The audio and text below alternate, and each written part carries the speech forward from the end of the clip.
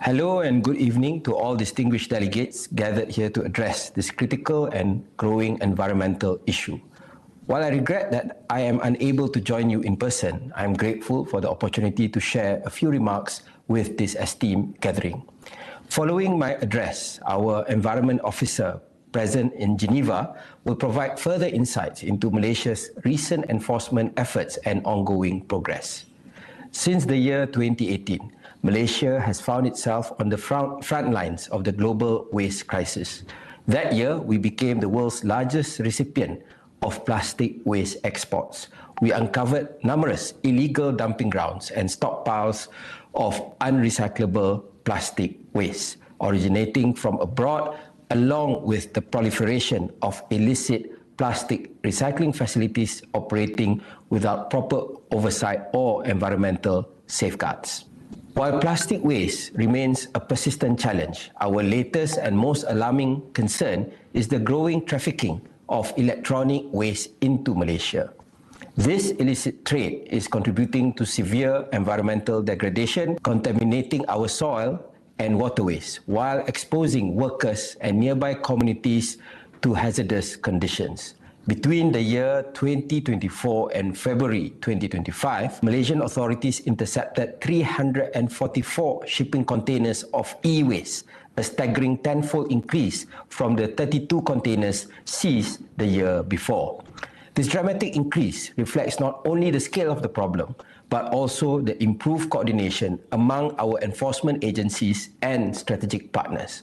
We are especially grateful for the ongoing support of civil society organizations such as the Basel Action Network, which continues to play an invaluable role in alerting us to suspicious shipments. However, we fully recognize that this challenge cannot be met by any single agency, organization, or country alone.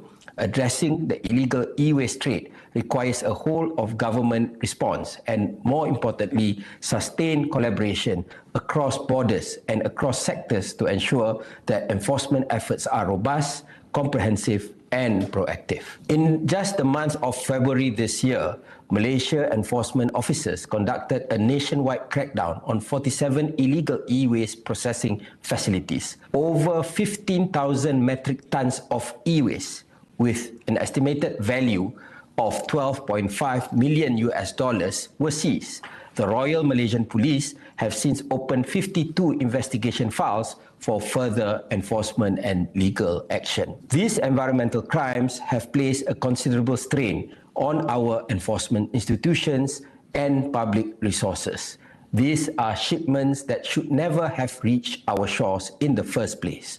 The burden of response, remediation, and restoration falls heavily on receiving countries like us, often leading to economic losses, increased public expenditure on cleanup operations, and most critically, the erosion of our citizens' right to live in a clean, safe, and healthy environment. Ladies and gentlemen, as Malaysia's Minister of Natural Resources and Environmental Sustainability, I am deeply committed to ensuring that our nation's development is achieved in a manner that is both economically viable and environmentally responsible.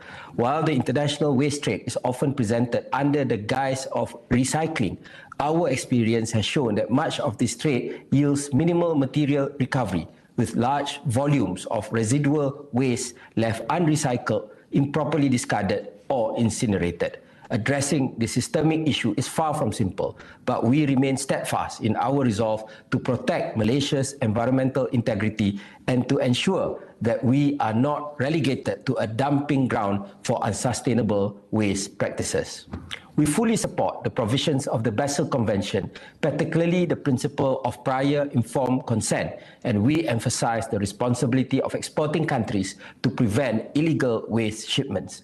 In this regard, we welcome the EU's recent legislative actions to strengthen controls on waste exports to non-OECD countries. The EU's efforts to improve transparency, enforce accountability, and verify the authenticity of recycling claims are crucial steps towards ensuring environmentally sound management of waste on a global scale. We urge other exporting countries, particularly the developed OECD members, to follow this example by prioritizing waste minimization, improving domestic waste management, and exercising due diligence in preventing illegal exports. Just as importantly, we call for streamlined procedures that enable the swift repatriation of traffic waste to its country of origin, with the burden of clean-up rightly borne by the perpetrators, not the victims. Ladies and gentlemen, the resurgence of illegal waste trade is not confined to our country alone. Across Southeast Asia, countries are confronting similar threats, from surging volumes of hazardous waste to massive stockpiles of foreign plastics and electronics polluting our lands and rivers. This is a regional crisis with global implications, and we must respond accordingly. No nation should be expected to face this challenge in isolation. Waste trafficking is a transnational crime, and it demands a unified, strategic, and system-wide response. It is not a victimless crime. In our capacity as chair of ASEAN in 2025, Malaysia will be advancing a regional agenda on environmental sustainability with a specific focus on strengthening regional and inter-regional cooperation to tackle waste trafficking. We believe this is a crucial opportunity to harmonize our policies, enhance enforcement capabilities, and foster greater alignment among member states and partners. As we engage in today's side event, I look forward to the insights and experiences that will be shared by colleagues from Malaysia, the Philippines, Thailand, and the European Union.